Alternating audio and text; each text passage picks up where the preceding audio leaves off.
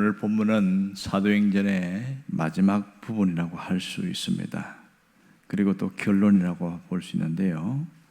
여기 보면 사도 바울이 복음을 들고 로마까지 간 이야기가 기록되어 있습니다.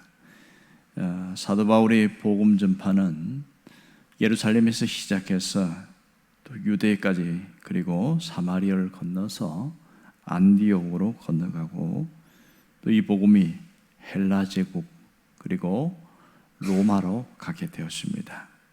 그들의 세계관을 보면 당시의 땅 끝은 로마였습니다. 그래서 로마까지 가는데 바울은 로마에서 스페인까지, 성경은 서바나라고 나옵니다. 스페인까지 가기를 원했고, 어떤 학자들은 스페인까지 갔다 왔다고 이야기합니다. 왜냐하면 여기서 잠깐 풀려나거든요. 석방돼서 무죄 석방되었다가 몇 년 동안 풀렸을 때에 소아시아 지역을 다니고 그리고 스페인까지 갔다. 그러다가 다시 로마의 소아시아 지역에서 네로 황제가 모든 그리스도인 지도자를 다 잡아들이라. 그럴 때에 바울이 잡힙니다. 그리고 순교하게 되어지는데 그 부분이 바로 디모데 후서에 나와 있습니다. 바울의 순교 장면의 끝부분은 거기에 볼만할 수 있는데요. 자, 오늘 우리가 주목할 부분은 30절 전반부에 나오는 부분입니다. 바울이 온 이태를 자기 셋집에 머물렀다, 이렇게 말합니다. 자, 여기 보면 바울이 2년 동안 감옥 생활을 했다, 이 얘기를 하고 있습니다. 그러니까 정확하게 말하면 가택연금 상태에서 2년을 지냈다는 얘기가 되겠지요. 참 어떤 면에서 보면 바울이 금방 풀려날 것 같았는데 2년이라는 그 기간 동안 그 허름한 흙강 같은 그런 집에서 셋집살이를 했다는 것을 좀 이해가 안 되기도 합니다. 왜 하나님은 이렇게 바울을 2년 동안 감옥에 있도록 그냥 하나님이 다른 아무 일도 하지 않으셨는가 하는 의문을 갖게 되죠. 자, 그러면 이 2년이 의미하는 바가 무엇이냐 하는 겁니다. 자, 여기에서 2년은 상당히 중요한 의미를 갖고 있는데요. 로마에서 2년의 감옥 생활은 바울이 하나님의 뜻을 더 깊이 이해하는 시간이었다고 할 수 있습니다. 일찍이 로마에 오기 전에 가이사랴에서 거기에서 감옥이 있었잖아요. 2년 동안 또 갇혀 있습니다. 그러니까 바울이 처음에는 예루살렘에서 또 호송을 받아서 총독의 관저가 있는 가이사랴로 호송되는데, 거기에서 뇌물을 안 주는 바람에 이 벨릭스 총독이 그 2년 동안 그냥 감옥에 집어넣고 방치해버립니다. 물론 이 감옥도 거의 좁은 공간 안에 있는 가택연금 상태라고 할 수 있겠죠. 그때는 정말 답답하고 껄끄럽고 힘든 그런 감옥 생활이었고, 그런데 여기서 하나님이 그 감옥에 있을 때 무슨 환상을 보이냐면, 바울아, 네가 가이사 앞에 서야 하겠고, 이렇게 하나님 말씀하십니다. 그때에 바울은 하나님이 다시 나를 풀려나게 해서 로마로 가게 하시겠구나, 그런 생각을 했던 거죠. 그런데 실상 현실은 아무 일도 일어나지 않는 거예요. 분명히 하나님의 뜻과 메시지가 있었음에도 불구하고 어떤 일도 일어났을 때 할 수 없이 바울이 한 게 뭐냐면, 그래서 자신의 신분이 로마 시민권을 갖고 있으니까 내가 로마 황제에게 항소를 하겠습니다, 이렇게 되어서 죄수의 몸으로, 미결수인 죄수의 몸으로 로마에 오게 되어집니다. 원래 바울의 생각은 자유의 몸으로 가는 것을 원했습니다. 그리고 좀 핍박이 있긴 하지만 좀 담대하게 옛날에 고린도에서처럼 또 에베소처럼 그렇게 전하기를 원했는데, 자기 뜻은 전혀 반영되지 않고 오히려 죄수로 가다가 죽을 뻔했지 않습니까? 그것은 유라굴로 광풍을 만나서 완전히 배가 다 파손되고 그렇게 해서 아주 고생을 하고 약 한 3개월 이상을 멜리데 섬에서 거기서 보낸 다음에 겨울을 보내고 봄에 다시 배를 타고 알렉산드리아 배를 타고 로마로 오게 되어졌지요. 이런 과정 가운데 바울은 굉장한 하나님의 뜻을 발견합니다. 하나님의 계획이 뜻이 있지만 자기 생각대로 되지 않는다는 것이죠. 하나님에 대해서 더 깊이 이해하게 되었고 하나님의 하시는 그 일에 대하여 전적으로 수용하고 받아들이는 그런 마음을 갖게 되어진 것이죠. 그런 것이 폭이 넓어지면서 이 2년의 세월을 지나게 되어집니다. 그러면 왜 바울이 2년 동안 엮게 되어졌는가? 당시의 정치적 상황이나 어떤 역사적 배경을 보면 그렇습니다. 그때 로마의 네로가 통치할 시대인데요. 네로는 3권을 다 가지고 장악하고 있었어요. 그리고 이 네로가 재판을 직접 중요한 재판들은 또 항소를 가이사에게 항소한 것에 대해서는 직접 재판을 하는데 이 네로가 상당히 교만합니다. 그리고 하는 일도 많다 보니까 하기 싫으면 안 하는 거예요. 아유, 오늘 안 할 테니까 오늘은 그냥 건너뛰어. 이러다 보니까 그 감옥에 있는 죄수들이 재판받는 날짜가 계속 지연되고 그런 겁니다. 기록에 보면 어떤 죄수는 약 한 4년 동안 한 번도 재판을 받아 못하고 감옥에 잡히는 경우 있습니다. 그런데 바울은 유일하게 감옥에 가지 않고 가택연금 상태에 있게 되어진 거죠. 그래서 이렇게 지연되었던 것인데요. 그러면 어떻게 바울은 이렇게 특혜를 받게 됐냐? 그 과정은 바로 유라굴라 강풍에서 다 죽을 뻔했지 않습니까? 278명이 죽을 뻔했는 그 상황에서 모두 살아났습니다. 선장과 선주와 군인들과 백부장 모두 살아나면서 이 바울 한 사람 때문에 살아난 것을 하나님이 살려준 것을 눈으로 직접 경험했거든요. 그래서 이 로마에 왔을 때에 우리가 이런 일을 겪었습니다. 이렇게 하면서 바울에 대해서 선처하고 또 이렇게 이분은 그렇게 흉악한 죄수가 아닙니다. 이렇게 하면서 특히 백부장의 율리오의 힘이 컸겠죠. 그래서 셋집을 월세를 얻어서 쓰는 그런 가택연금 상태로 있게 되어지는 특혜를 누리게 되었던 것이죠. 자, 이때에 바울의 마음이 참 답답했을 거예요. 왜냐하면 분명히 하나님은 가이사 앞에 서야겠고 이렇게 했단 말이에요. 그러면 무슨 생각합니까? 아, 내가 그렇게 죄가 없으니까 종교적인 문제 갖고 왔으니까 무죄 석방 금방 될 거다, 그런 생각을 했겠지요. 하지만 현실은 그렇게 돌아가지 않았습니다. 2년 동안 계속 묶여있는 상태, 어떤 것도 어떤 그 재판을 받을 수 있는 기회가 주어지지 않았습니다.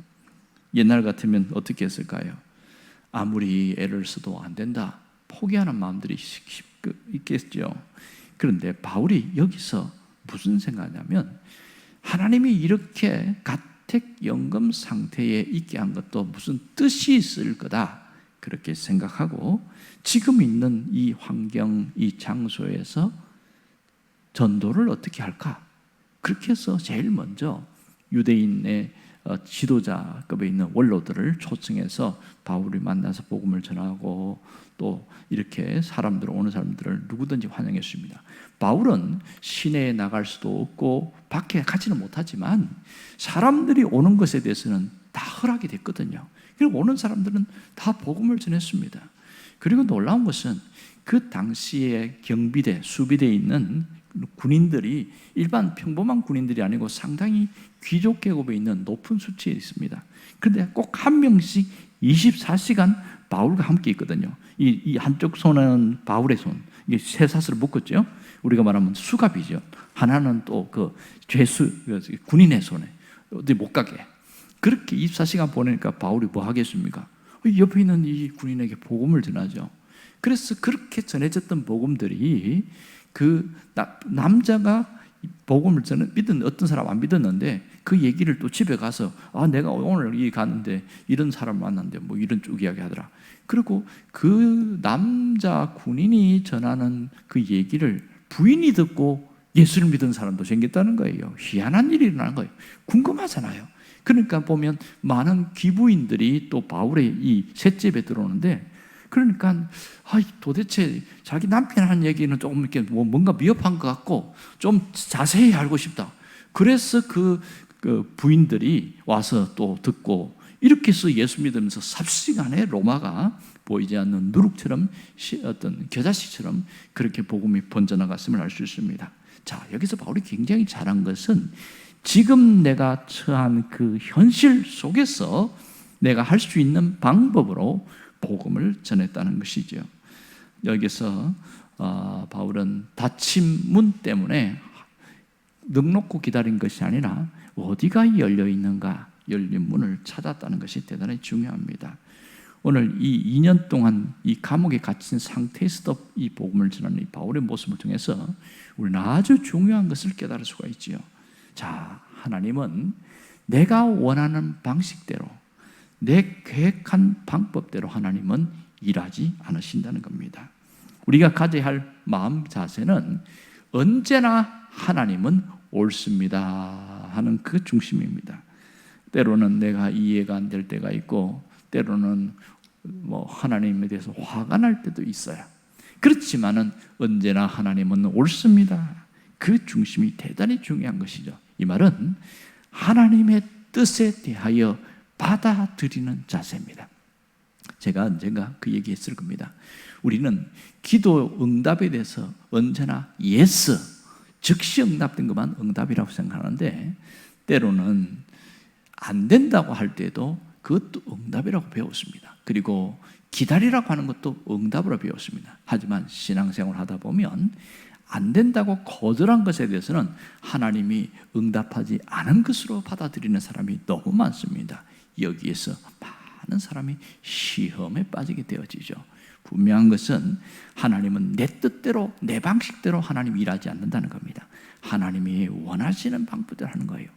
바울은 자유의 몸이 되어서 마음껏 복음을 전하고 즉시 재판받고 무죄에서 석방되어서 복음을 전하기를 원했지만, 하나님은 이 바울에게 2년이라는 그 시간을 머물게 한 것, 이 속에도 하나님의 뜻이 있음을 그는 받아들이게 된 것이죠.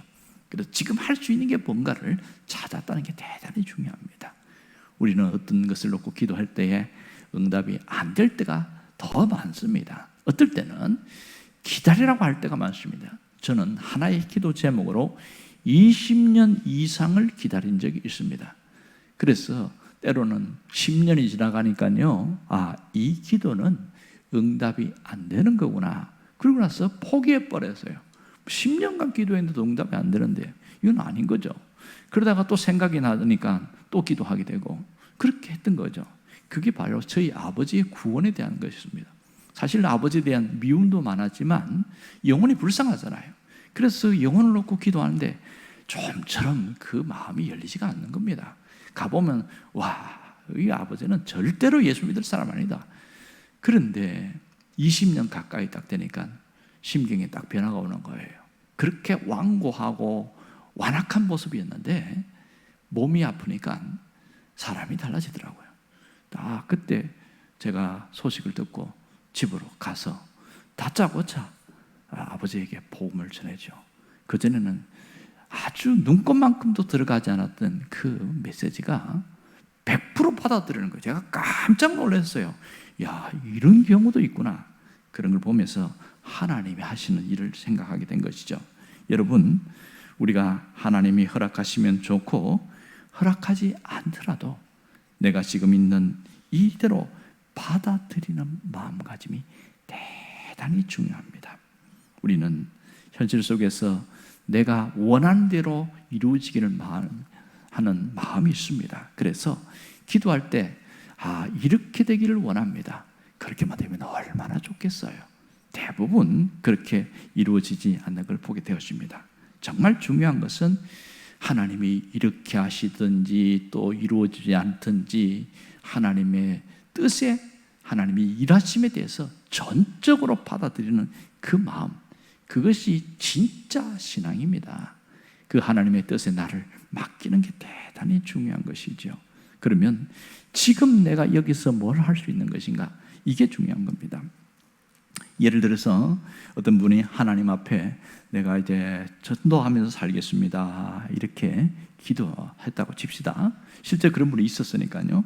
하지만 병이 들어서 전도할 수 있는 그런 환경이 아니에요. 병원에 입원했어요. 그러니 전도할 수가 없고 나는 정말 하나님께 전도하기를 원했는데 오히려 병원에 누워있으니까 이게 뭐냐, 하나님 앞에서 내가 이렇게 기도했는데 오히려 더 거꾸로 가고 있는 게 답답해하는 거 있습니다. 제가 주일날에도 그런 설교한 적이 있는데요, 어떤 분이 대기업에서 은퇴한 다음에 그분이 이제 전도하기를 원했습니다. 그래서 이렇게 기도했습니다. 하나님, 이제 제가 시간이 많습니다.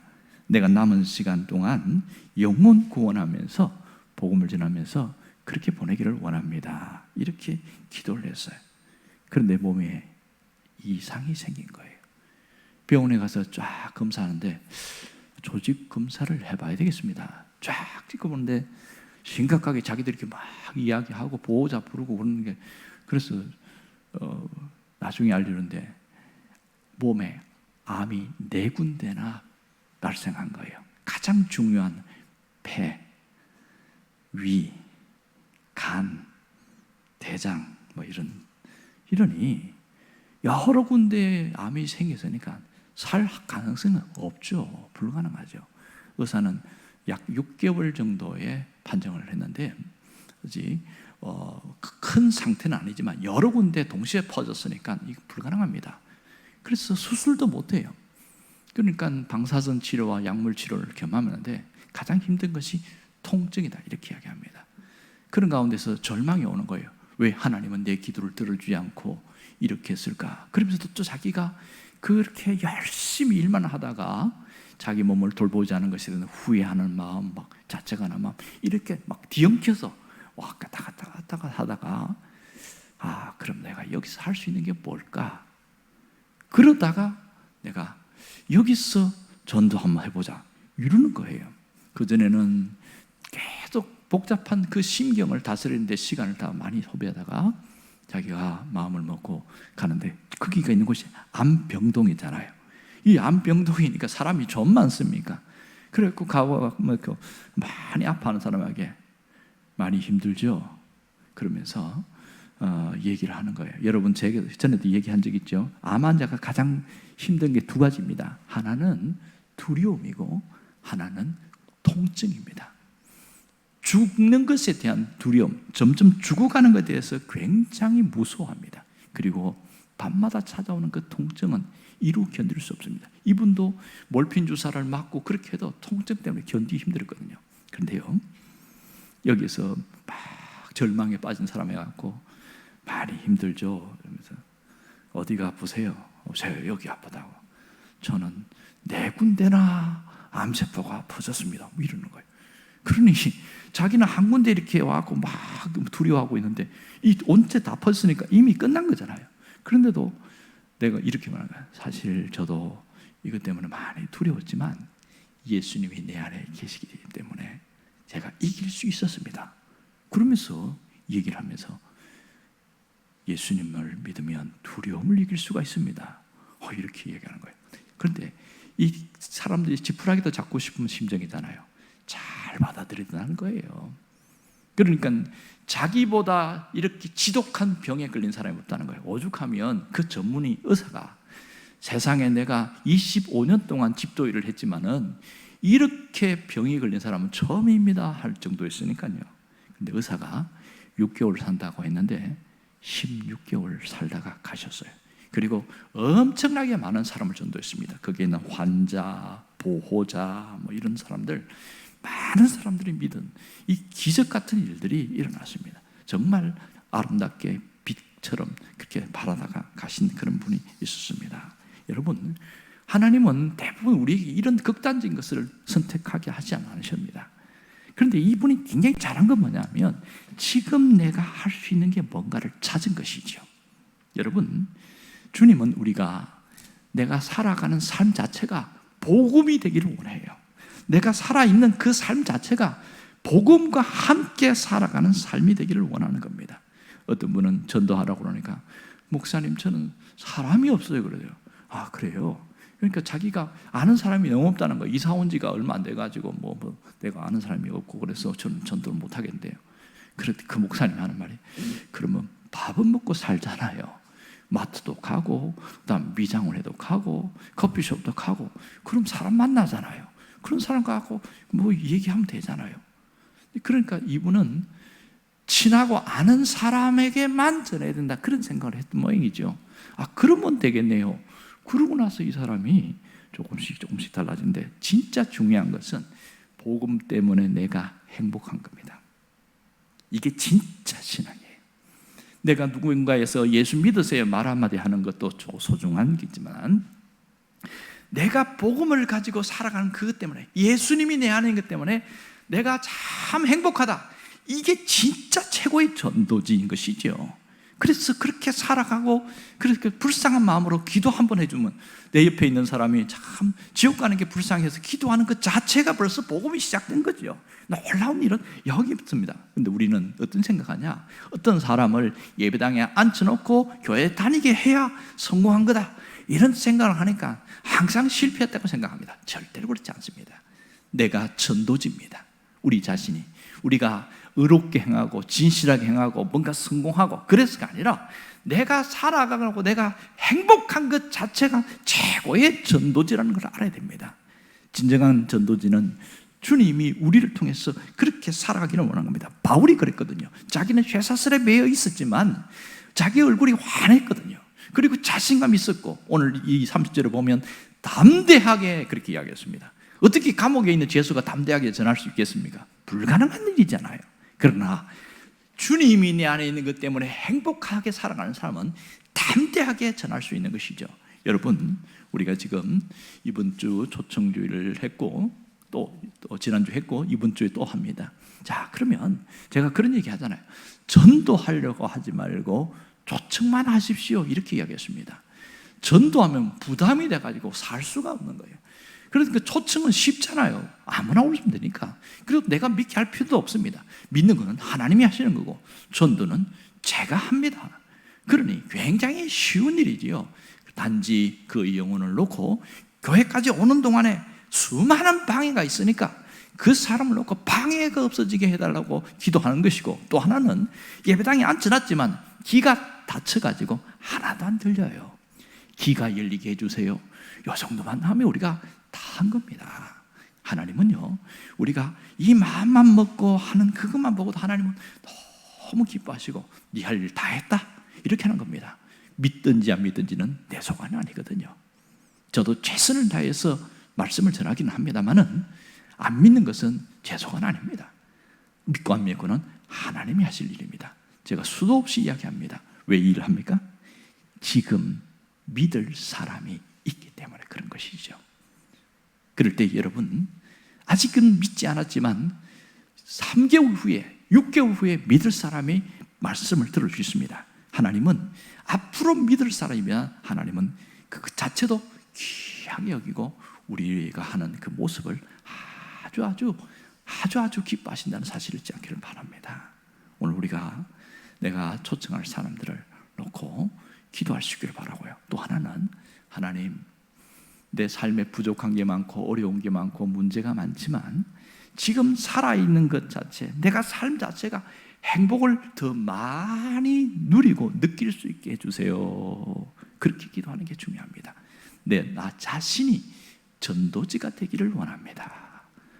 여러분의 그 기도가 있기를 간절히 바랍니다. 기도하겠습니다.